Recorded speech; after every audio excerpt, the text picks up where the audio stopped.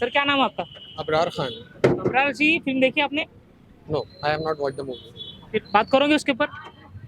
For me, it's a right-wing propaganda. ये और film देखी नहीं तो फिर आप कैसे बोल सकते हैं कि भैया राइट विंग है लेफ्ट विंग है? बहुत सारी चीज़ें मैंने नहीं देखी. मोदी जी की स्टेशन पे चाय बेचती थी, मैंने देखा था. मैं बोल सकता हूँ कि मुझे रिव्यू देने के लिए हर फिल्म को देखना ज़रूरी नहीं है.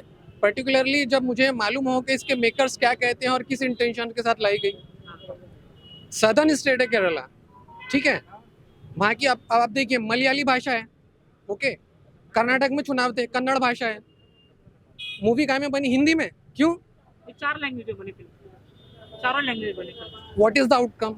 इसका आउटकम क्या निकला? 90 गाली खाने के बाद 136 सीटें गई हाथ से. यही तो आउटकम था ना इसका. उसके अलावा इसके मेकर्स ने क्या दावा किया था? 32,000. कोर्ट के अंदर में क्या कोर्ट के नहीं, 3 ही है करके. 3 यहाँ पे थी, 90 गाली वहाँ खाए, तो आउटकम क्या निकला? यहाँ तो भस्म हो गई. अब इसको घसेंगे ये हिंदी भाषी काऊ बेल्ट में, वहाँ लेके जाएंगे. यहाँ जो गेनर्स थे ना इसके, राइट विंग, मैं तो राइट विंग ही बोलूंगा. मेरी नज़र में राइट विंग मूवी है, प्रोपेगेंडा मूवी है. फिर भी दिखाते क्या है शुरुआत में मूवी के, मैंने देखी नहीं लेकिन बता रहा हूँ, इस मूवी के सभी पात्र काल्पनिक है. नहीं बताया, ऐसा एक सत्य घटना पे आधारित फिल्म है ऐसा कौन सी बताया। सत्य घटना थी? 32,000 की. तीन की बात। तो हमदर्दी खाली 3 से थी और बाकी. आंकड़ा गलत हो सकता है लेकिन 3 के साथ ऐसा हुआ ऐसा बताया गया। अच्छा, इतने पूरे देश के अंदर में खाली 3 के साथ ही, मतलब इतने सीरियसनेस खाली 3 के बारे में थी. वो लड़कियां जंतर मंतर पे बैठी है, एक मूवी उसके बारे में भी बननी चाहिए. सत्यपाल मलिक ने बोला उसके बाद. मुझे क्यूरियोसिटी कर्नाटक केरला फाइल्स भी नहीं चाहिए. मुझे पुलवामा फाइल्स देखनी है, मुझे कठुआ फाइल्स देखनी है, मुझे उन्नाव फाइल्स देखनी है, मुझे हाथरस फाइल देखनी है. जंतर मंतर पर बैठी है, उसके ऊपर भी एक बननी चाहिए ना भाई, नारी के सम्मान में. लेफ्ट विंग विचारधारा के हो गया आप ऐसा बोलेंगे लोग। Yes, I am proud. So what? So what? वही तो, अगर कोई राइट विंग है, कोई राइट विंग है तो वो गलत कैसा? आप लेफ्ट विंग हो तो आप सही कैसे? राइट विंग इस देश को खा के बैठा है अभी.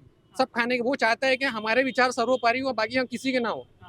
इसीलिए यही तो चाहता है ना वो चाहते हैं कि पूरे देश को एक ही रंग में रंग दे. हम कैसे चाहेंगे? क्या चाहते हो, कैसे रहना चाहिए? By the way, I am not from left wing, ठीक है. मैं किसी पार्टी से नहीं हूँ. द थिंग इज, आप में गुर्दा है तो आप चुनाव में जाके बोलो ना, आपने 5 साल सरकार चलाई करके हम अपनी उपलब्धियों को गिनाएंगे. देश, ये फिल्म जो है चुनाव के ऊपर है ही नहीं, ये फिल्म जो है कन्वर्जन के ऊपर है.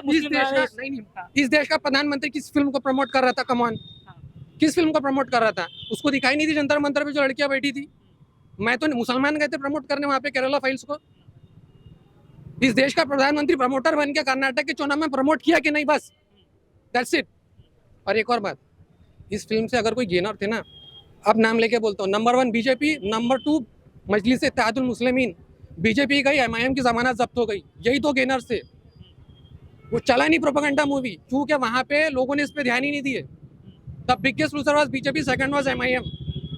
पोलराइज करना चाहते थे इस मूवी के माध्यम से, नहीं हुई पोलराइज. क्या हुआ? 90 गालियां खाने के बाद में गए. डबल इंजन की सरकार थी.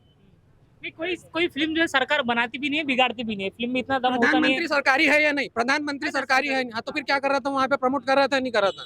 देखो, उसके ऊपर आप अपना पक्ष रख सकते हो, लेकिन आप फिल्म को लेकर कि सरकार बनेंगे नहीं बनेंगे, इसके ऊपर आप ये टिप्पणी नहीं कर सकते. उन्हें नहीं करना चाहिए. सरकारी आदमी फिल्म को प्रमोट कर रहा था, अपनी पार्टी को प्रमोट कर रहा था. आप अपना विरोध दर्शा सकते हैं इसके ऊपर, लेकिन ये हाँ वही कि आप फिल्म को बनाने के बाद जो है ये फिल्म किसी देश की सरकार बनाएंगे, राज्य की सरकार बनाएंगे, ऐसा नहीं होता है. आप मान रहे हैं कि फिल्म सरकार ने बनाई थी? मैं नहीं मानता. मैं ये बोलने का अधिकार भी नहीं. मेरा एक सवाल सर इनसे ही है, आपने जो कहा, मेरी फिल्म के ऊपर सवाल है कि मुसलमान, फिल्म में बताया गया है कि मुसलमान कन्वर्ट करता है, और फिल्म में जो बताया गया है होल एंड सोल की एक महिला ही होती है जो मदद करती है. अब उसके बाद ये फिल्म देखने के बाद ऐसा सोशल मीडिया पर ये चर्चा हो रही है कि अभी हिंदुओं ने ना सिर्फ अब्दुल और नावेद से सतर्क करना चाहिए, अब सुलेमा और सलमा से भी सतर्क करना चाहिए. ऐसे जो है फिलहाल वीडियो या फिर ऐसे मैसेजेस वायरल किए जा रहे हैं, तो ये कम्युनिटी के खिलाफ हो रहा है. इसके ऊपर आप कैसे देखते हो? क्योंकि उन्होंने फिल्म देखी और उनका ऐसा लग रहा है कि कन्वर्जन जो है मुसलमान करता है.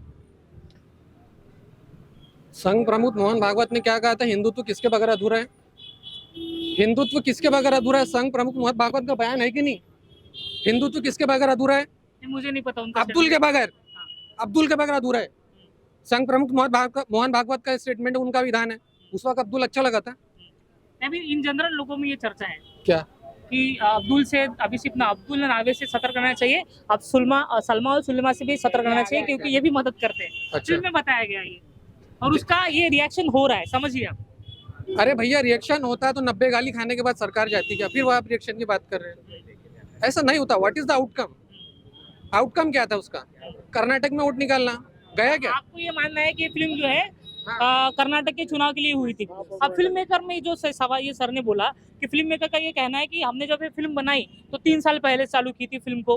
अब उसके समय एक इलेक्शन हो सकता है, इस देश में इलेक्शन रुकते ही नहीं है, हम क्या फिल्म रिलीज नहीं करेंगे? अगर हम कल इलेक्शन करते तो मध्य प्रदेश का चुनाव आता, उसके बाद चलते तो यूपी का चुनाव आता, तो क्या हम क्या फिल्म रिलीज ना जी, करें? पहली चीज आपने पूछा कि देश कैसे चलेगा। हाँ। सबसे पहली चीज तो देश चलता है संविधान से, और संविधान में जो संविधान का प्रियम्बल है उसमें एक शब्द जो 42वें संशोधन में जोड़ा गया वो धर्मनिरपेक्षता है। वो इस देश की आत्मा है। यहाँ सब लोग पूरे देश में इसका कल्चर है, बरसों से सभ्यता है कि हिंदू, मुस्लिम, बुद्धिस्ट, जैन, सिख, ईसाई सब मिलजुल के रहते हैं, और ये बनाना चाहते हैं हिंदू राष्ट्र। हिंदू राष्ट्र की इनकी एक कल्पना है, मधुवादी ये काम करना चाहते हैं, उनका एक फिक्स एजेंडा है। तो जब तक ये ध्रुवीकरण नहीं करेंगे इन सब चीज़ों में, तब तक वो बात पूरी नहीं होती। और यही बात आपने जो बोली, ये देश चलता है छत्रपति शिवाजी महाराज की सोच से, चलता है महात्मा फुले, ये है शाहू महाराज, और ये है ख्वाजा की सोच, जो कि देश को आपस में एक दूसरे से बांधे रखते हैं। लेकिन मनुवादी व्यवस्था ये तो नारियों पे अत्याचार करती है, ये तो किसी को अधिकार देना नहीं चाहती। कब से डिमांड कर रहे हैं कि यहाँ पे जो है जनगणना होनी चाहिए, जातिगत जनगणना की बात हो रही है, लेकिन कितना उससे पीछे दूर भाग रहे हैं। वो सच को सामना करना ही नहीं चाहते, लोगों को हकीकत दिखाने नहीं चाहते, उनको अधिकार देना ही नहीं चाहते। तो लोगों को हिंदू मुस्लिम का जो फार्मूला उनका डिवाइड करके, कभी देखिए फिल्में बनती है बराबर टाइम पर रिलीज होती है। जब उनको लालू प्रसाद यादव को हटाना था तो तब उन्होंने शूल जैसी फिल्में बनाई, गंगा जल जैसी फिल्में बनाई, जिसमें उन्होंने यादव को बहुत गालियां दी है और डिग्रेड किया है, समझ लीजिए। उसके बाद उन्होंने जब मायावती बहन जी के साथ मुलायम सिंह यादव का झगड़ा चल रहा था, तब उन्होंने एक फिल्म बनाई लज्जा, जिसमें दलित और यादव के बीच में यादव का लड़का दलित की लड़की से शादी कर लेता है, फिर मर्डर हो जाते हैं, तो आपस में दलित और यादव के बीच में झगड़ा पैदा करने के लिए। तो ये भी फिल्म जो है मुसलमानों का और इस्लाम फोबिया जो बनाना चाहते हैं, ये मुसलमानों से दूर लोगों को करना चाहते हैं और अपने एजेंडे पे आना चाहते हैं। तो जितने आबा बाबा, ये तो फिल्म है एक काल्पनिक, लेकिन जो जिन दो की बात कर रहे हैं उसमें भी 2 लड़कियां जो है वो ऑलरेडी 3 लड़कियां जो है अफगानिस्तान की जेल में है, जिन्होंने डिमांड किया कि हम भारत आना चाहते हैं, लेकिन हमारी सरकार ने इनकार कर दिया उनको लेने से। ये जितने आबा बाबा है देश के अंदर जो जेलों में बंद है, हजारों लड़कियों के साथ इन्होंने बलात्कार किया होगा, और देश की जनता अपनी आंखों से देख रही है और महिलाएं भी महसूस कर रही है। मैंने जैसे पहले कहा कि ये फिल्म महिलाओं को डिग्रेड करती है। ये मुसलमानों को, इस्लाम को, केरला को डिग्रेड करना तो अलग बात है, हमारी हिंदू महिलाओं को, बहनों को, बेटियों को डिग्रेड करती है। बताना चाहती है फिल्म कि हमारी महिलाएं कितनी बेवकूफ़ है जो इनकी बातों के जाल में फंस जाती है, जबकि रियलिटी इससे बहुत दूर है। और इसका नतीजा से मेरे साथ इन्होंने कहा कि क्या हुआ, जिस चीज़ के लिए तुमने कोशिश की, केरला में क्या हुआ, अब कर्नाटक में क्या हुआ। तो ऐसी जैसी जैसी बात आगे बढ़ेगी, लोगों के सामने सच्चाइयाँ आएंगी जैसी जैसी, वैसी वैसी इनकी जो मान्यता है या पब्लिक ने जो कुछ भी इमेज बनी है, अब ये कम हो गई है। अब कोई इनको और बाबा चाहिए जो बिहार में प्रमोशन कर रहे हैं, हमारे यहाँ भी प्रमोशन करके गए, पहले रामदेव बाबा थे, उन्होंने प्रमोशन किया। तो इनके पास आबा बाबा की पूरी लंबी फौज है जो प्रमोशन करना चाहते हैं, वो करते रहे। लेकिन देश का संविधान दलितों से चलता है, पिछड़ों से चलता है, बहुजनों का देश है, बहुजनों से चलता है, धर्मनिरपेक्षता से चलता है, और देश इसी से चलेगा। और ऐसी मानसिकता कोई भी आ जाए, कोई भी एक्सट्रीमिज्म इस देश में पनपा नहीं है। यहाँ का मुस्लिम सॉफ्ट मुस्लिम है, ये हमारा देश जो है वलियों कन्वर्ट नहीं करता है भारत कन्वर्ट का ला इकरा फी दीन, ये बात इस्लाम में बहुत क्लियर कट कही गई कुरान में कि दीन में कोई ज़बरदस्ती नहीं है। तो कोई मुसलमान ऐसा नहीं है जो अपने कुरान के खिलाफ में काम करेगा।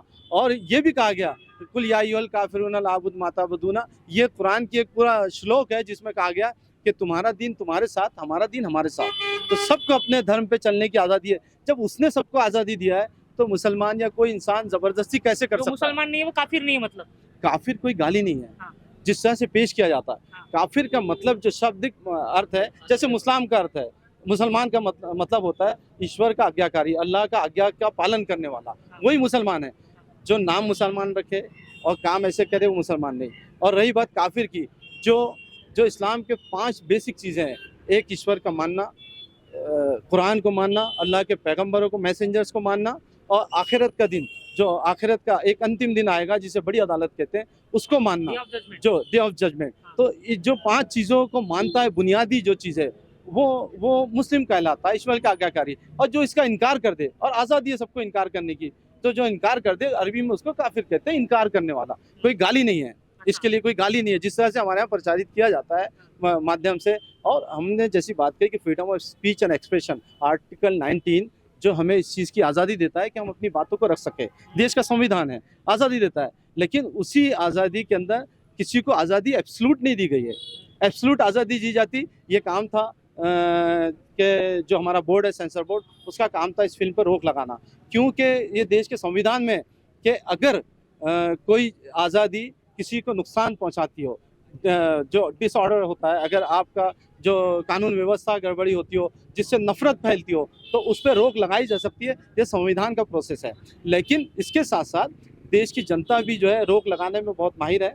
आप फिल्म देख लेंगे, आप उनको फ्री में टिकटें ले जाइए। आप टैक्स फ्री की डिमांड क्यों करते हैं? टैक्स फ्री की देश का टैक्स जो है, देश की कमाई में आप नुकसान करना चाहते हैं। नफरत फैलाने वाली फिल्मों को टैक्स फ्री चाहते हैं, और जो डेवलपमेंट के काम करती है उसको जो है आप टैक्स फ्री करना नहीं चाहते। तो ये इनकी डिमांड है। विश्व हिंदू परिषद ने कहा कि 7.5 लोगों ने धर्मांतरण किया, 7.5 लोगों ने 10 साल में। तो अब इनकी बात, 7.5 लाख लोगों ने धर्मांतरण किया, ये उनका घर वापसी का प्रोसेस है, वो प्रोपेगेंडा। लेकिन जहाँ तक फिल्म की बात थी, ये ऑथेंटिक बात थी कि 32,000 जो टीजर में चलाया गया, ट्रेलर में चलाया गया, अचानक वो 3 पे क्यों आ गया? और वो 3 भी महिलाएं जो है अफगानिस्तान में, वो भारत में आना चाहती, तो उनको लाने के लिए इनकार क्यों किया जा रहा? ये सब बातें देश की जनता बहुत अच्छी तरह समझती है। जो फिल्मों के ज़रिए से या प्रसार माध्यम के ज़रिए से वो बात नहीं आ रही है, लेकिन जैसे जैसे आप जैसे लोग काम करेंगे, जब बात सामने आएंगी, तो सत्यमेव जयते, जो झूठ होता है वो झाग के मानिंद होता है। एक ऊपर से दिखाई देता है, लेकिन झाग जो है छटने के लिए आया, झाग छट जाता है, और सच जो है हमेशा सच की जीत होती है। और यहाँ जो लोग हैं, हमेशा यहाँ के संतों ने, बड़े लोगों ने लोगों के दिलों पे राज किया है हमेशा।